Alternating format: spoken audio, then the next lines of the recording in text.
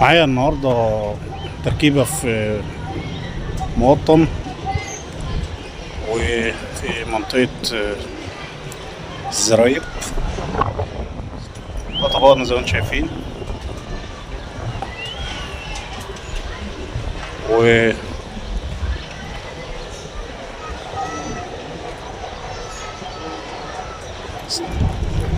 عملوا لنا تندة فوق الستاند زي ما انتم شايفين معايا. ادي الستاند بتاعنا فوق اهوت راكب. طبعا احنا عاملين عمود طوب زي ما انت شايف، وهننقل طبقنا دوت هيتنقل فوق على الستاند دوت، وهنبدأ نحل كده ونقول يا هادي. طبعا تثبيت الستاند ده تثبيت العميل. طبعا لما بصينا عليه لقينا فيه ميل في الميزان.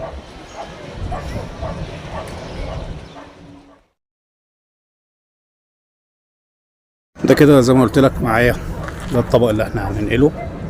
ده طبقنا بتاع هنتركب. الطبق ده انا كنت مركبه على الوضع ده من 4 سنين او 5 سنين. وادي عمود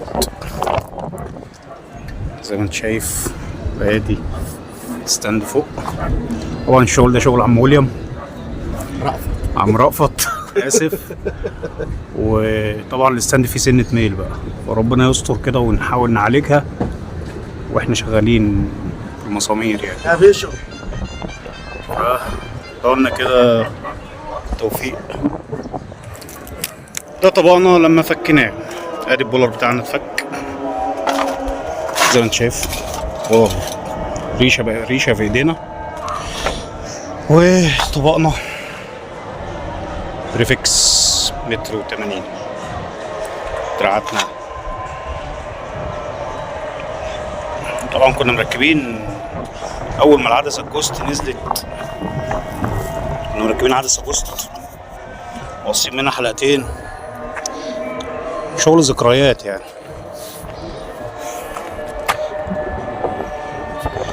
ربنا يوفق بقى كده ونشوف الميل اللي في الستاند ده، عشان عامل لي احلى قلق، بس هنحاول نعالجه يعني باذن الله يعني. كده احنا رفعنا طبقنا فوق زي ما قلت لكم. انا معايا ميل في الستاند وهنحاول نعالجه ان شاء الله. بس كده ده منظر طبقنا اهو زي ما انت واخد بالك معايا بقى يا سيدي. عايزك تركز معايا، ركز يا سيدي ركز. طبعا ده الشرق، اقصى الشرق بتاعنا. كده احنا اتجاه الغرب خالص. وعم رأفت اهو. ايوه يا عم نعيم، صباح الفل يا عم رأفت. صباحك زي العسل ان شاء الله. مركبين الطبق ده بقاله قد ايه؟ ده بقاله يمكن 3-4 سنين اهو. حبيبي صباح الورد. صباحك زي العسل حبيبي. قلنا بقى كده ربنا ايه ييسر لنا الحال. طبعا دي وقفتنا على خشب. ما هو ده انا في المقطم على الشغل، على الشغل في العالي ده على خشب وعلى عمدان خرسانه. على عمدان خرسانه، والحمد لله نشكر ربنا. كنا هنقع دلوقتي والله، الحمد لله نشكر ربنا. ربنا نكملها بالستر. يلا بينا نعتمد على الله ونقول يا هادي. ده كده طبقنا الحمد لله تركب زي ما انت سامع صوت الموتور معايا. ادي طبقنا بيتحرك.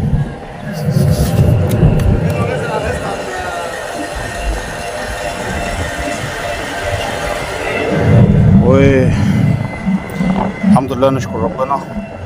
ظبطنا مدارنا من 30 لغاية 53 بس، والحمد لله فضل ونعمة نشكر ربنا عليها. بس مش عاوز السلك ايه؟ هو لسه في سنة كمان. ادي البولر بتاعنا، وادي طبقنا من الظهر. هصوره، هحاول اصوره من تحت لما انزل. معايا كده الدنيا ماشيه ازاي. كده طبقنا بعد ما ركبنا سلكه ونزلنا تحت زي ما انت شايف معايا. دي سلك الموتور. طبعا السلك ده قصر معانا فعملنا فيه وصلة ادي وصلة، وادي الوصلة التانية، عشان مفيش ملكة ان احنا نفك علبة الموتور اصلا، فعملنا الوصلتين كده اجباري وغصب يا رب. وادي طبقنا على وضعية الهسبسات.